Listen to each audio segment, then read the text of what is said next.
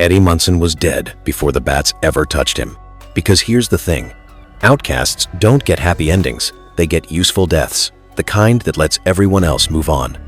Eddie didn't die fighting Vecna. He died because Hawkins needed him to. His death wasn't tragedy, it was inevitability. One question. Was this his choice? Or was he just playing a role the town wrote for him years ago?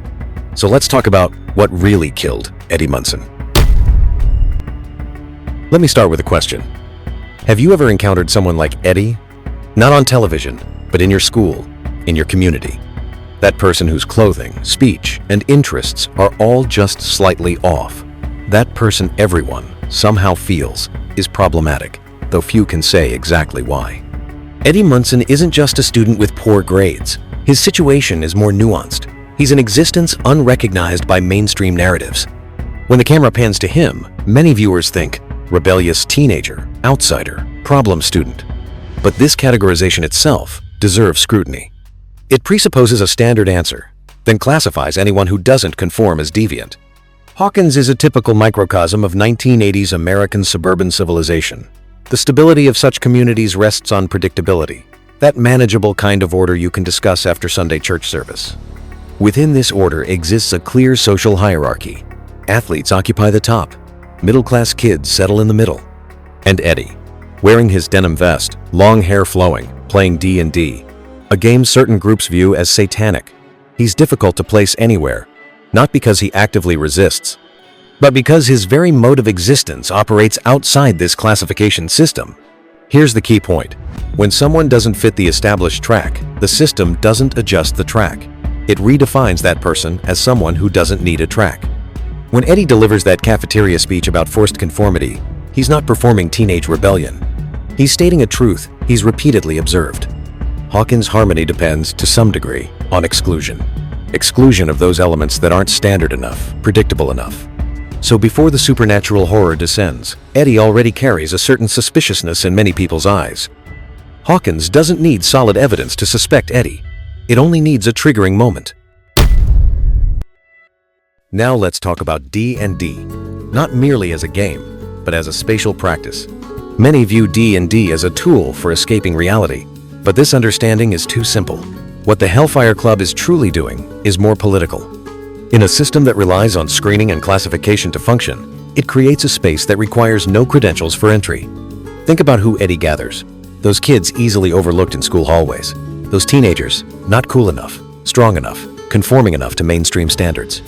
The Hellfire Club has no threshold. Yet Eddie never makes anyone feel this is charity.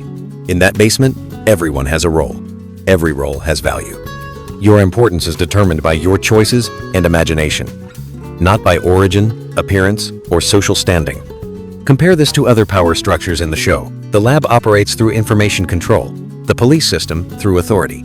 Certain communities maintain order through moral absolutism and fear. Eddie's method is different. Create a space where no one must first prove themselves qualified to exist. This carries a certain subversiveness in Hawkins, because Hawkins' mainstream survival rule is precisely the opposite. You need to become what this town expects you to be. The danger of the Hellfire Club perhaps lies here. It doesn't use violence to oppose the system. It uses its very existence to question the system's singularity. It proves that a group of unqualified people can establish belonging and dignity without mainstream recognition. This is something societies pursuing unified standards often can't tolerate. When the entire world hints that you must integrate into the mainstream to survive, Eddie's basement demonstrates another possibility. You can find a group of people just like you who understand each other without translation. But such spaces remain fragile, not just in 1980s American small towns, but also in today's world that emphasizes alignment, standardization, and best practices. Every space that insists on existing in its own way faces continuous pressure, because their very existence poses an unwelcome question. Why do we need so many rules? Why does difference equal error? If people like Eddie can also find value and happiness, then the narrative that you must work hard to fit in to obtain happiness faces a challenge. When tragedy occurs near Eddie's living space, Eddie doesn't become a suspect. More accurately, he's placed into the position of that ideal suspect. Let's reconstruct the social logic of that moment. An inexplicable death, occurring in the territory of a marginal youth. regardless of the truth, a certain narrative has already begun to build itself. Eddie fits several characteristics of the perfect suspect. First, he's an identifiable outsider, already on society's margins, already marked by many as not quite normal. Second, he was present. This is an undeniable physical fact. Third, and most critically, he lacks the capital to prove his innocence. No social credibility, no history as a good kid, no authority figure to vouch for him. When accusations surface, the accusers don't need detailed evidence. They only need to say, "We all know what Eddie Munson is like." This statement carries more persuasive power in Hawkins than any objective evidence. Because this town's justice judgment doesn't rest on presumption of innocence. It rests on the social cognition of, "We've always known who you are." Eddie's true crime might not be any specific action. The tragic event merely provides an outlet this town has been waiting for all along. An opportunity to rationalize a long-standing unease. Observe how the witch hunt unfolds. Rarely any systematic investigation. Rarely any strict adherence to legal procedures. More often, it's spreading panic. The slogan of protecting our children. Fear needs no truth. Fear only needs a name. And the name Eddie Munson, in that context, couldn't be more fitting. I run. When Eddie speaks these words, his voice contains no pride, but also no excessive shame. This is more like a statement, his clear recognition of how the world operates.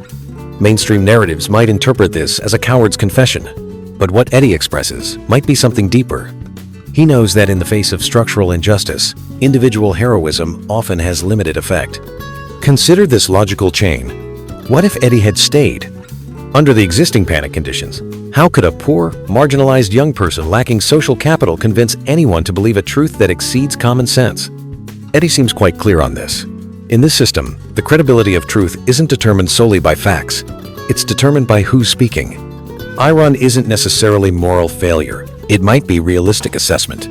But mainstream culture, especially heroic narratives, often can't handle this kind of clear-sightedness. We're trained to believe good people should step forward. Truth will eventually surface.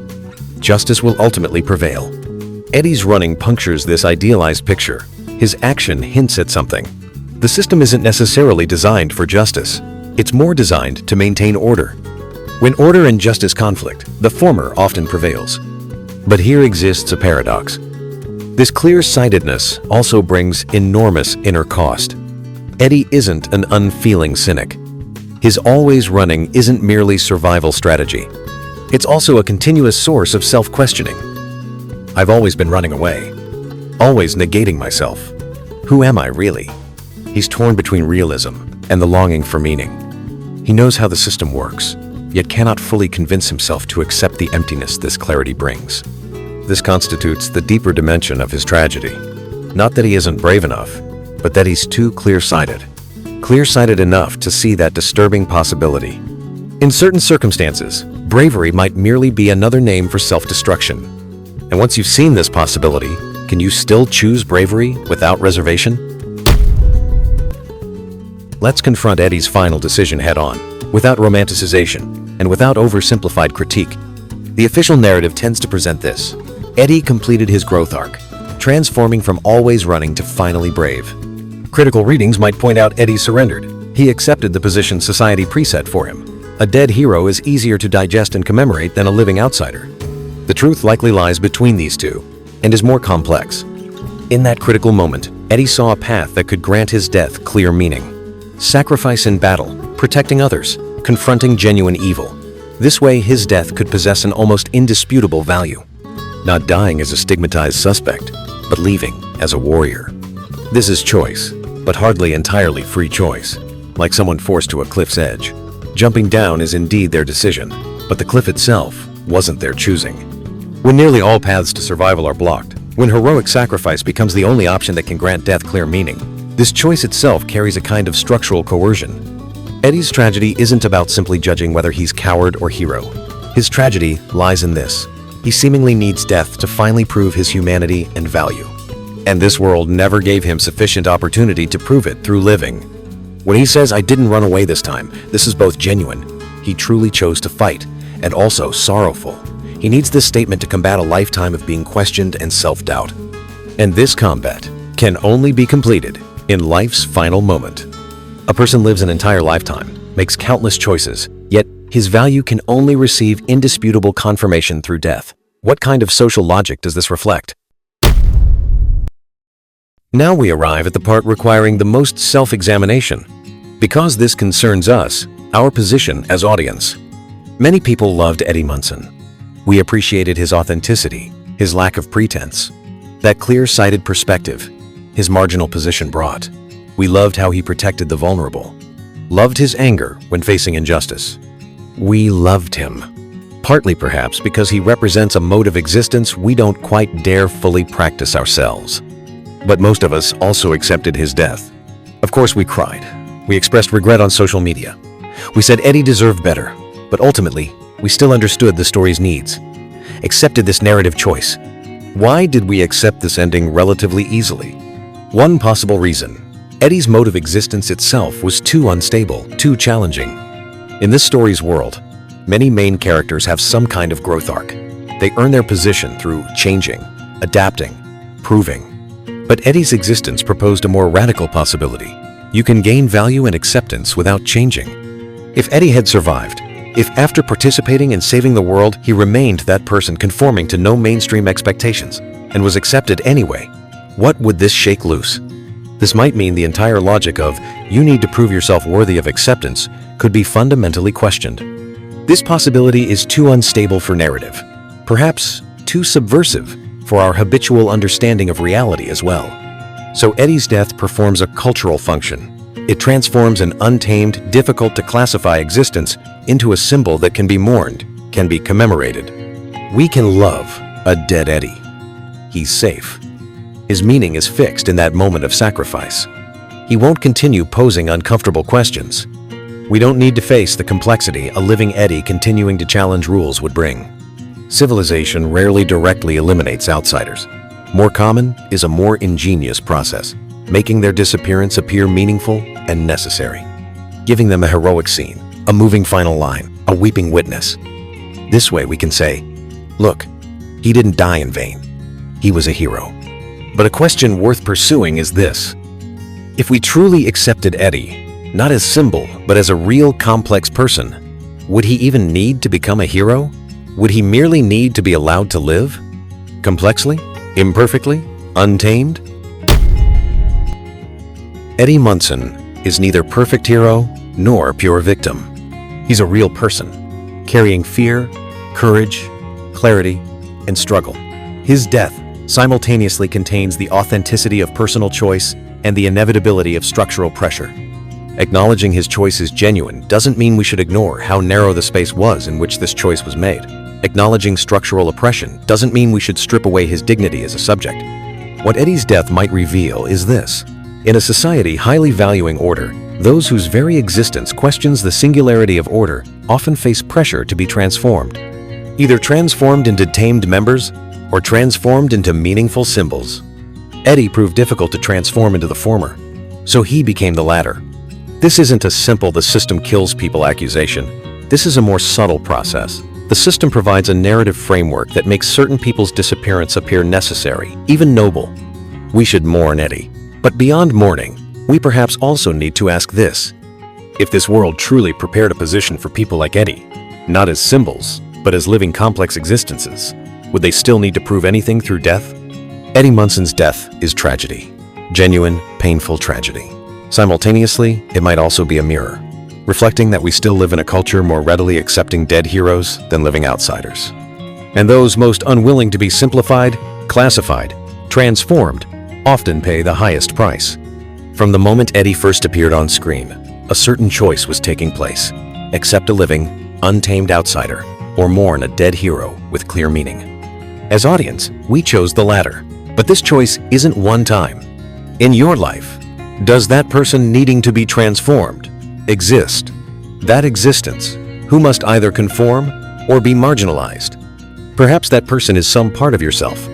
Leave me a comment sharing your observations and thoughts, because Eddie Munson's story was never only about a fictional character. It might be about how we treat those existences that don't quite fit the standard answer, including ourselves.